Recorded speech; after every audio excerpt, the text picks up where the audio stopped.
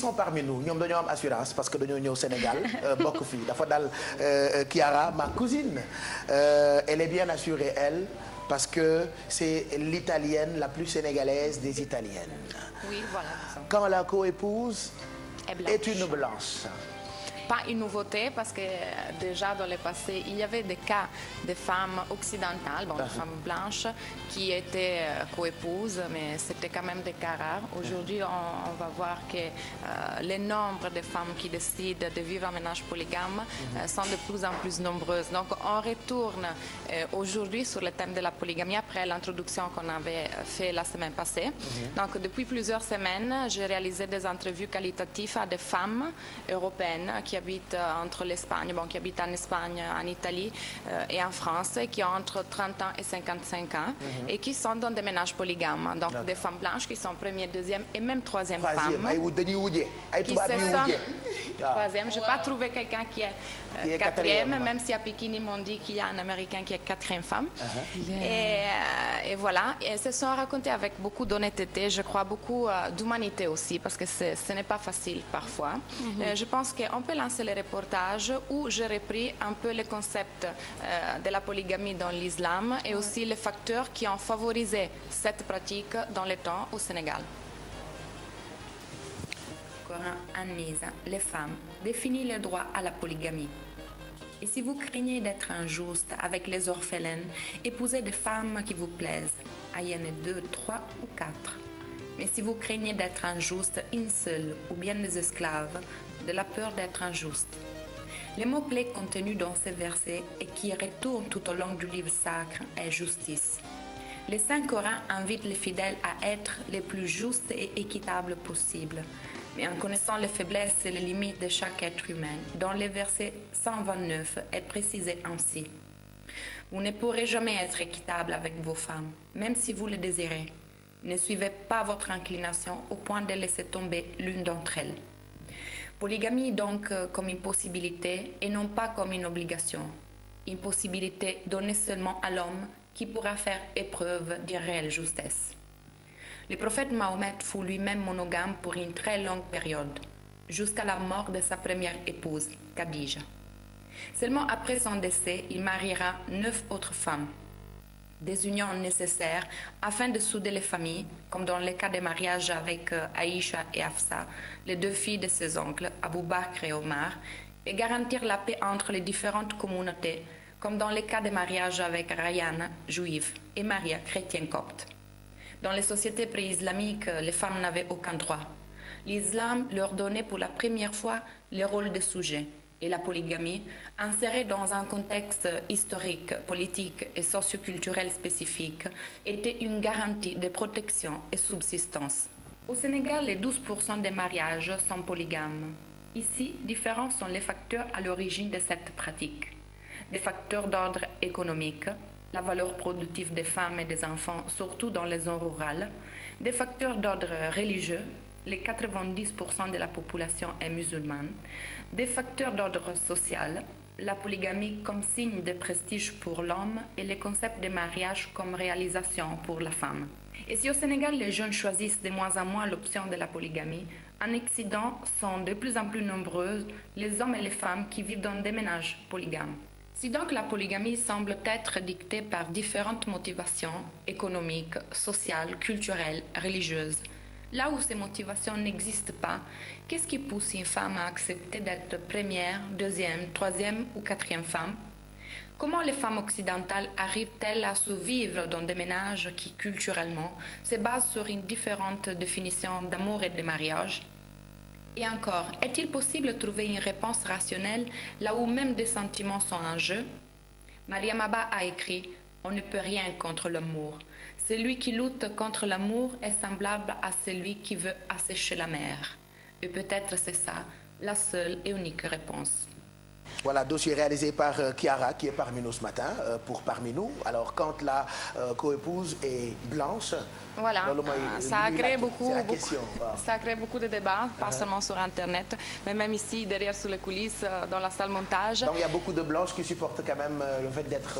Bon, maintenant, je vais vous donner les données qui sont ressorties par rapport à ces interviews que j'ai réalisées. Déjà, comme j'ai cité dans les reportages, on a vu les facteurs qui ont favorisé, en fait, la diffusion de cette pratique au Sénégal. Je voulais commencer tout d'abord pour la question pourquoi, même aujourd'hui, souvent, les jeunes signent polygamie. Et c'est ce qui est intéressant, hein, parce qu'à chaque fois quand je demandais à des jeunes, peut-être de mon âge, pourquoi ils allaient signer polygamie, ils me disaient « Ah non, non, si je ne signe pas, après ils vont dire que c'est ma femme qui me commande. » Donc c'est intéressant de voir aussi que derrière, parfois... Mais c'est pas grave si la femme commande, c'est mieux. Non, parce qu'ils ont peur aussi d'un jugement au niveau de la famille. Par exemple, la mère qui pousse l'enfant à signer polygamie pour dire, genre, tu peux comme ça, en quelque sorte, la femme sera...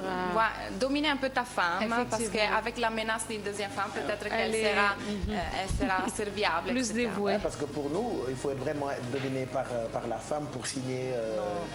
non, arrête ça, Pape Cheikh.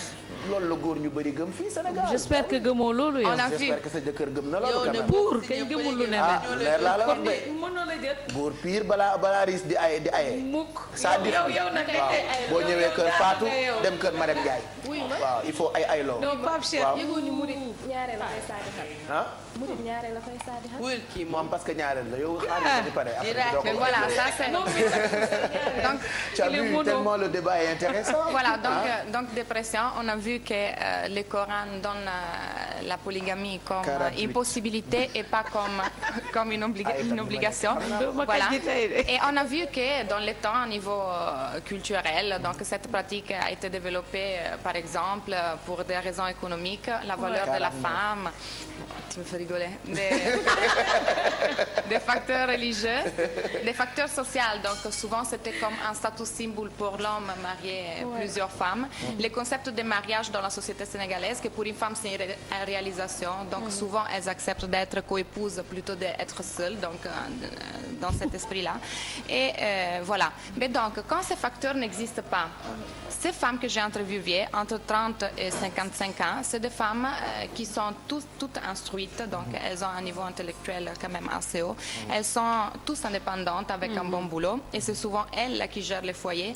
Donc qu'est-ce qui pousse ces femmes à accepter d'être coépouses? C'est troisième, quatrième. C'est quatrième, je ne l'ai pas connu, mais ce qui est ressorti, c'est que en fait, il y a derrière souvent, parce qu'elles ont dit, une certaine manipulation, disons, de l'homme, qui essaye de chercher de convaincre la femme à accepter en disant que la polygamie, quand même, ça fait partie de la tradition de la culture sénégalaise, chose que ce n'est pas anthropologiquement totalement vrai.